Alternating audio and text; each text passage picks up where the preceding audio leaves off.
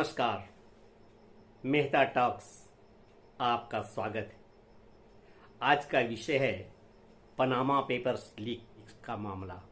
पहले तो पनामा होता था जब टीवी पर या फिर समाचार पत्रों में, तो हमें पनामा सिगरेट की याद आती थी। वास्तव में वह पनामा सिगरेट, वैसे तो धूम्रपान करना निषेध है, इसकी चर्चा भी करना यहाँ बिल्कुल ही जरूरत नहीं है, परंतु पनामा का उल्लेख हुआ तो बात याद आ गई।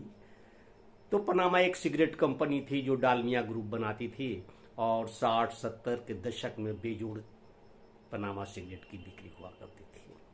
और पनामा के नाम का एक नहर भी, ये पनामा नाम का जो नहर जो विख्यात है, वास्तव में वह उसी पनामा देश की चर्चा है। यहाँ यह पनामा एक देश है जो दक्षिण और उत्तर या उत्तर और दक्षिण अमेरिका के मध्य में, यानी मध्य अमेरिका कहिए, मध्य अमेरिका में स्थित है।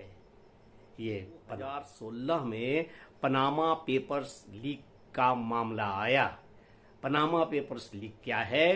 पनामा वैसे 4 देशों में से एक देश है जहां कोई भी दुनिया के किसी भी देश का व्यक्ति अपने देश में काले धन से कमाए हुए धन को वहां के बैंक में या वहां के कारोबार में लगा दे तो पूछता कोई नहीं है कि ये धन आपने कहां से लाया, क्या सोर्स ऑफ इनकम है। दूसरी बात कि जिसने पनामा के किसी भी कंपनी में धन अपना लगाया और उस कंपनी के माध्यम से वहां कोई कंपनी खोली तो उसकी पहचान भी गोपनीय रखता है। और तीसरी बड़ी बात यह थी कि वहां इनकम टैक्स बहुत ही लो, मामूली आयकर देने के बाद वहां सब कुछ ठीक। और बाद में चौथी बात ये कि उसके जितने भी वहां से धन है वो धन को मनी लॉन्ड्रिंग या ऐसा कहिए किसी न किसी हेर फेर करके मिल जाता है।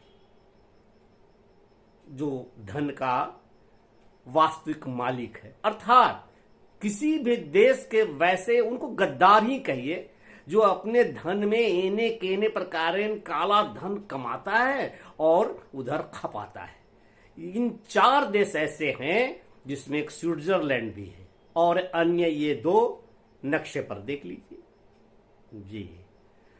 तो पनामा में इस प्रकार के काले धन को खपाने वाली एक कंपनी है जिसका नाम है मोसेक फोंसेका कंपनी।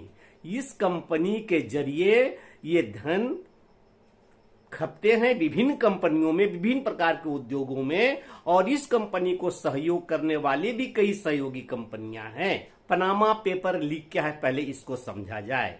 तो पनामा में इस जो कंपनी जिसकी मैंने चर्चा की, 2016 के आसपास उस कंपनी का सर्वर हैक कर लिया गया था और उनसे जो सूचनाएं प्राप्त हुई उनसे यह पता चला कि दुनिया के देशों के लगभग 500 ऐसे व्यक्ति हैं जिनके नाजायज कमाए हुए धन वहां जमा है।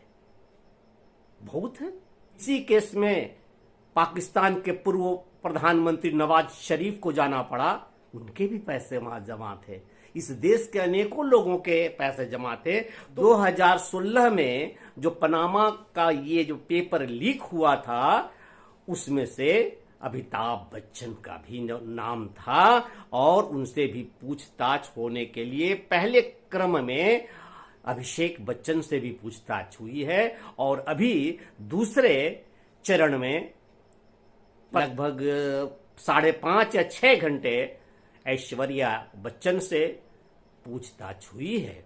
अब इतनी लंबी पूछताछ हुई है तो कुछ न कुछ तो ईडी वालों को मिला ही होगा। ईडी क्या है? ये प्रवर्तन निदेशालय, इन्फोर्समेंट डायरेक्टरेट, फाइनेंशियल विभाग का या रेवेन्यू डिपार्टमेंट जो मिनिस्ट्री ऑफ फाइनेंस में आता है, यह एक गवर्नमेंट एजेंसी है जो फाइनेंशियल इरेगुलरिटी की जांच करती है। आइए जरा हम इस बात की चर्चा कर लेते हैं कि राज्यसभा में जया बच्चन इतना क्यों भड़क गई, कहां पर किसने पांव रख दिया। बात दरअसल यह है कि अब से पूर्व तो किसी ने कभी कुछ कहा नहीं। अब 2016 में यह मामला ही आया है जिसमें अमिताभ बच्चन का नाम है। तो किस्सा कोताह यह है कि अमिताभ बच्चन के धन पनामा के इस कंपनी में जिसकी मैंने चर्चा की वहां लगा हुआ है। उस धन के लिए ऐश्वर्या राय तथा उनके पिता, उनकी मां, उनके भाई, ये सब बोर्ड ऑफ डायरेक्टर हो उस कंपनी का, फर्जी कंपनी का था, फर्जी कंपनी के थे। लेकिन 2005 के बाद धीरे धीरे डायरेक्टर पद से ऐश्वर्या राय को हटा दिया गया और शेयर होल्डर रखा गया। शेयर होल्डर हो गई, उसके बाद अपने नाम में भी परिवर्तन करके ऐश्वर्या राय ना करके ए राय हो गया। अभिषेक बच्चन के साथ ऐश्वर्या राय का विवाह 2007 में हुआ, अप्रैल में। अब जब विवाह हो गया तो नए सिरे से बिल्कुल ऐश्वर्या राय, या यूं कहिए कि उस कंपनी को ही समेट लिया गया, वो कंपनी ही हट गई, लेकिन पेपर तो सब रह गया। इस तरह से पनामा पेपर लीक में अपने अमिताभ बच्चन का नाम आया हुआ है। और देखिए आगे क्या होता है। तो आपने ईडी समझ लिया, पनामा पेपर लीक समझ लिया, मनी लॉन्ड्रिंग।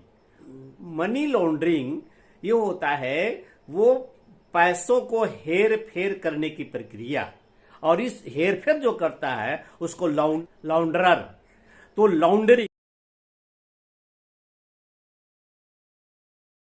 तो ये मनी लॉन्ड्रिंग के चक्कर में अमिताभ बच्चन ने अपने पैसों को हेर फेर करने के लिए पता नहीं कितनी कमाई, कैसे कमाई, देश को आयकर न देना पड़े, देश को धन न देना पड़े, इसलिए वो छुपा करके ये सारा खेल हुआ और वो वहां पैसा लगाए हैं। यही जांच चल रही है। आशा है आप सामान्य सरल तरह से विवेचित किया गया ये मेरी जो वार्ता है उसे समझ सके होंगे। समझ लिए, समझ में आ गया तो जरा लाइक कर दीजिए, सब्सक्राइब कर दीजिए। फिर आपकी सेवा में मिलते हैं पलामू के एक नए किस्से के साथ। धन्यवाद, नमस्कार।